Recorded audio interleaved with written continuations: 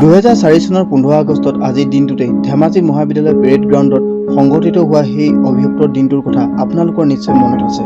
স্বাধীনতাৰ দৰে এটা গৌৰৱময় কাৰ্যসূচীত আলফাই ধেমাজিত সংঘটিত কৰিছিল ভয়ংকৰ বোমা বিস্ফোৰণ।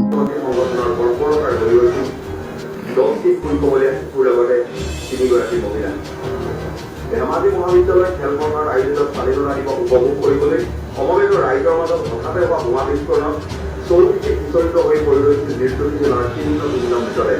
যিটো ঘটনাই নিমিষতে প্ৰাণ কাঢ়ি নিছিল 10টি ফুলকমলীয়া শিশুকে ধৰি 13জন নিৰীহ লোকৰ। সেই ভয়াৱহ বোমা বিস্ফোৰণত মৃত্যু হৈছিল দেৱতুল্য শিশু প্ৰদীপ গগৈ, সিদ্ধাৰ্থ টাইট, দীনেশ পাদুন, গ্ৰীণ শইকীয়া, মনজিত গগৈ, যুগান্ত পাদুন, বিজিত সোণোৱাল, ৰূপা শইকীয়া, অৰুণা শইকীয়া, মানসী বৰগোহাঁই, লগতে 3গৰাকী মহিলা। স্বাধীনতা দিৱস আহিলেই সেই অভিশপ্ত দিনটোৰ কথা মনত পৰে ধেমাজিবাসীৰ। সুদীৰ্ঘ 15 বছৰ পাছত 2019 চনত 6 জুলাইত আলফাই সংঘটিত কৰা বিস্ফোৰণৰ বিচাৰ প্ৰক্ৰিয়াৰ ৰায়দান কৰিছিল ধেমাজি মুখ্য ন্যায়িক দণ্ডাধীশ আদালতে। আদালতে ঘটনাটোৰ লগত জড়িত 4জন অপৰাধীক দোষী সাব্যস্ত কৰি যাৱজ্জীৱন কাৰাদণ্ড দি আৰু 2জনক 4 বছৰ সহস্ৰম কাৰাদণ্ডৰে দণ্ডিত কৰিছিল। কিন্তু পৰৱৰ্তী সময়ত গুৱাহাটী উচ্চ ন্যায়ালয়ে বিচাৰ চলাই আটাইকেইজন অপৰাধীক দোষমুক্ত কৰে।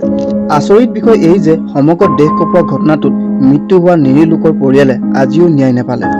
বোমা বিস্ফোৰণৰ লগত জড়িত 14গৰাকী অভিযুক্তৰ 7জনক দোষমুক্ত কৰাৰ বিপৰীতে এজন পলাতক আৰু পূৰ্বতে উল্লেখ কৰি অহা 4জনক যাৱজ্জীৱন কাৰাদণ্ড আৰু 2জনক 4 বছৰ সহস্ৰম কাৰাদণ্ডৰ ৰায় দিয়ে ধেমাজি জিলা সত্ৰ ন্যায়াধীশ আদালতে।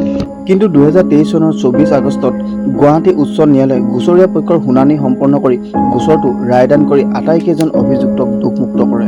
অভিযুক্তই উচিত শাস্তি নোপোৱাৰ প্ৰকৃত কাৰণ হৈছে অসম আৰক্ষীৰ হাতত আদালতত দিবৰ বাবে উপযুক্ত প্ৰমাণ নাই।